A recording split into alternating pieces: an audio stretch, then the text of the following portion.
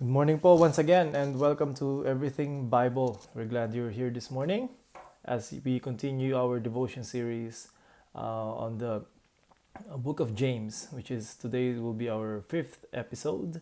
And if you have been here from the first episode until now, we thank you for watching. Hopefully it has been a blessing to you as it has been a blessing to us. And the Word of God will always be a blessing po. Before we start, um, we have been talking about faith and how James was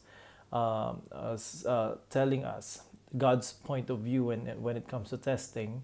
In our eyes, ang testing po ay iba-ibang klase, pero sa mata ng Panginoon, yung mga trials is only one, it falls onto one category, which is the trying of our faith. Kasi kung hindi pa natin na-realize in our Christian life, God is concerned mainly about our faith. That is His main concern. Kaya nga sabi niya, the just shall live by faith. Kahit anong mangyari, it's our faith, it's our trust in God that we have to rely upon. And here, ina-encourage ni James yung mga believers that are being tried, that are being tested. But today, we're going to look at another meaning of that word temptation. Kasi from verses 1 to 12, we have been looking at the context, and the meaning of that temptation is simply trials and testings of our faith. Pero today, it's a completely different temptation. And I realized that the past few days, last 2 days to be exact, lagpas po tayo sa oras. I said that I try to keep it under 15 minutes and hopefully magawa po natin ngayon, but hindi ako mangako because what we're about to look at today, maybe 2 or 3 verses, is very rich po.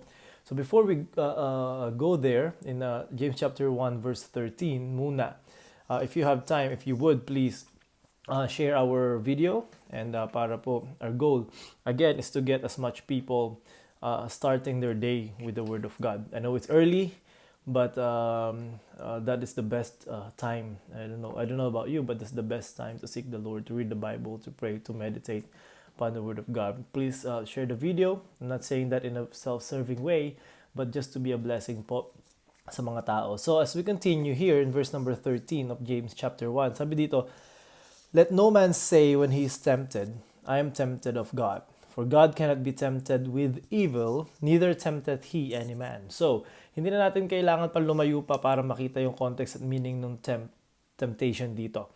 Kasi verse 1 to 12, ang meaning niya is trial. Pero sabi dito mismo sa verse, for God cannot be tempted with evil. So this temptation now is more in the sense of tense po niya is a verb, not the noun temptation, but the verb, yung meron na tayong gagawin. It means that tayo magkakasala, to tempt us to sin. Sabi dito, let no man say when he is tempted, I am tempted of God. And that is very clear. Whenever we sin, whenever we fail, whenever we falter, we always find a way to blame God. We always find a way to blame others, especially when we make a wrong decision in life. Hindi lang po tayo. Even in the Bible, we see that even in the beginning, kay Adam and Eve, the first thing they did was when they got caught by God, when they realized that God knows what they did, they started blaming each other. And the last person we really blame is ourselves. And it's sad, but it's true. The last person we blame is ourselves. We blame God. We say, God, why did you allow this? We blame others. Others forced me to do it. We blame our circumstances. I had no choice. I had to do it. But until and unless we realize na tayo wala tayong dapat sisihin kung hindi tayo. And hindi natin natagpatagumpayan ang temptation to sin. So we try to justify it by saying that, well, God allowed it. Pinahintulutan ng Panginoon. So, kasalanan niya. Pinahintulutan ng Panginoon. Kaya kasalanan. Kaya nga, kahit yung unbelievers, ganyan ang kanilang thinking. Di ba? Yung mga tao na ayaw maniwala sa Panginoon, sabi nila, so if there's God, why is He allowing evil in this world? Why is He allowing the killing of babies?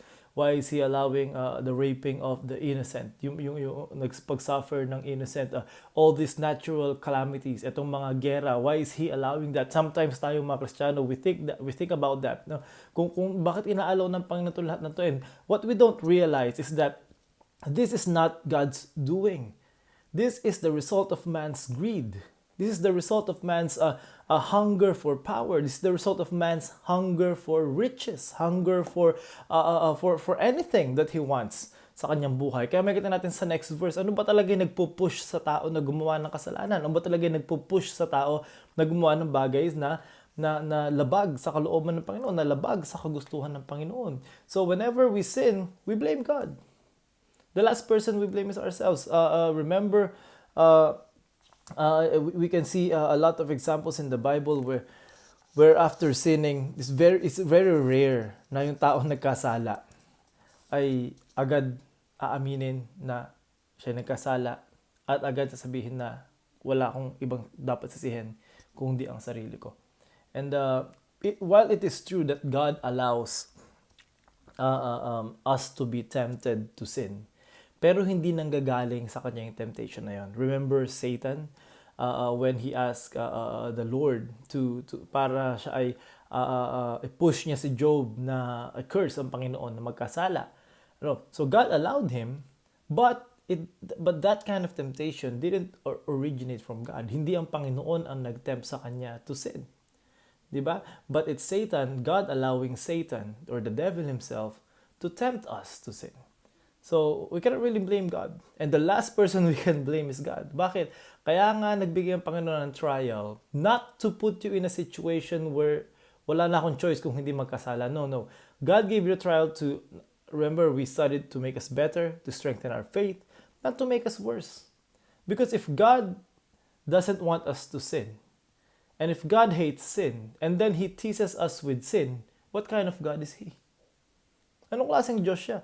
Sinasabi niya huwag tayo magkasala. Pinaparusahan niya, pinapalo niya yung kanyang mga anak na nagkakasala. Pero at the same time, tinetempt din naman niya magkasala. I don't want to get into it, pero that sounds like the theological leaning ng ibang mga tao dyan. But we're not gonna get into that. That's not the purpose of our devotion. But that's true. Inaalaw ng Panginoon na matempt tayo by the devil, but hindi nag-originate sa kanya. So, sino sisihin natin pag tayo nagkasala? Maybe some of you say, it's the devil. He made me do it. Siya yung nagbigay sa akin ng temptation. Inalaw ng Panginoon, hindi nanggaling sa kanya. Ang diablo ang nag-allow nag-tempt sa akin. So, sisihin ko ang diablo. No. Immediately the next verse, binigay ni James kung bakit ba tayo nagkakasala. Verse 14 is very clear. But every man is tempted. Paano nagkakaroon ng temptation? Paano nagkakaroon ng pagkakasala? When he is drawn away of his own lust and enticed. So, dalawa yan So, kaya, nakalimutan ko pala sabihin, title of our devotion today is The Temptation Equation. Diba? Paano tayong fall into temptation, fall into committing sin? Nandito yan. Sabi ito, when he is first drawn away of his own lust, second, enticed. Drawn away of his own lust and enticed. Now, pag pinagsama mo yun, when these two are present, there's a big tendency na tayo ay magkakasala. There's a big tendency na tayo ay mahuhulog sa temptation. Why? Ano ba yung lust? Yung lust is a strong desire for something. Usually, it's a fleshly desire, it's a selfish desire, but it's a strong desire for something. And contrary sa ating kaisipan, pagka narinig natin sa preaching or sa devotion or mayroong nagsasabi na lust, lahat ng agad isip natin ay kasalanan. No, lust itself is not sin. Although there are lusts that are in and of itself sinful, yung nature niya, pero not all lust is sinful. Because lust simply means it's a strong desire. When you desire something strongly, you want something strongly for yourself.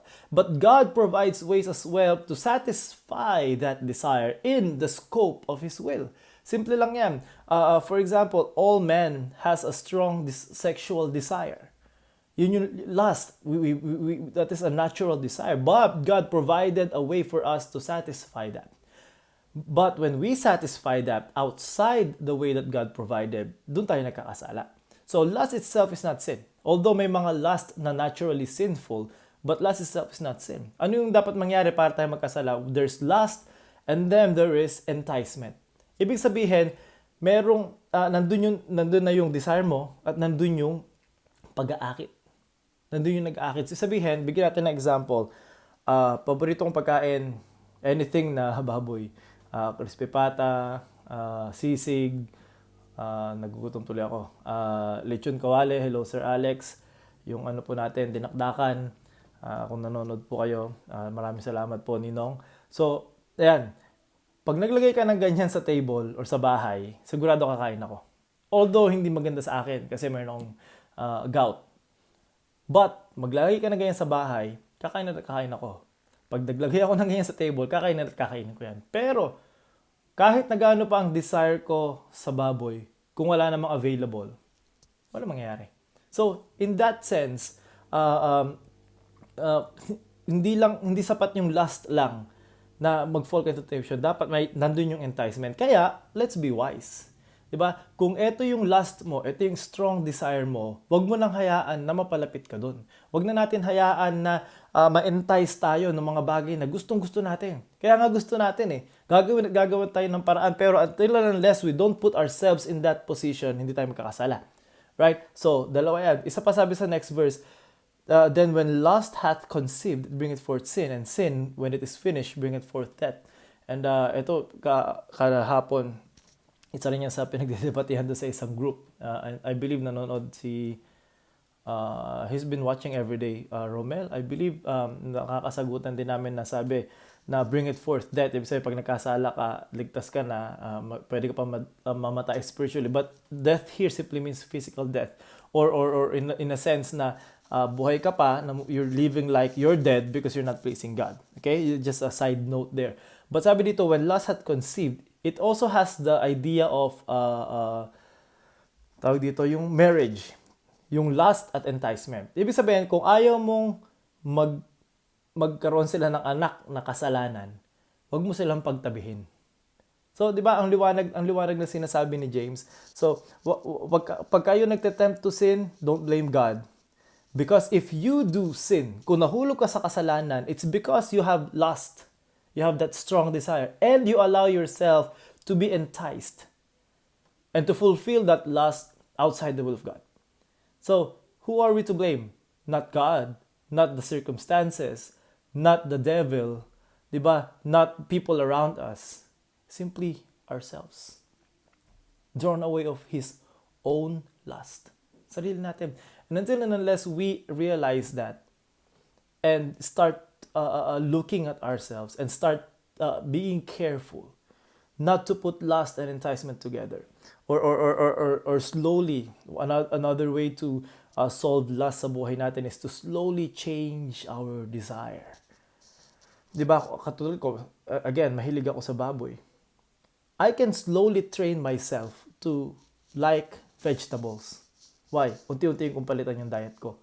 And then unti-unti na, although hindi ko masyadong gusto yung gulay, pero unti-unti ako magde-develop ng taste for that, and then I'd like it. To train myself. It needs discipline. It needs talagang perseverance sa patuloy mong gagawin. Same thing with sin. So kung with lust, kung yung lust mo is naturally sinful and it can cause you to commit sin, unti-unti mo nang palitan ng desire mo. Let the Lord be the one to place a desire in your heart. Diba? Kaya nga, this is something that's very important for us. Kaya, although ayoko madaliin itong verses na ito, this is very important. But if there's one thing that you can take away, and we're almost out of time, it's that magkakasala tayo. We are the only ones to blame, but we can do something about it. Bakit? Dahil napakaliwanag ng sinasabi ni James, here is why we sin. Here is how sin is conceived in our lives. And then we just have to do the opposite. Huwag natin pagtabihin yung lust, enticement.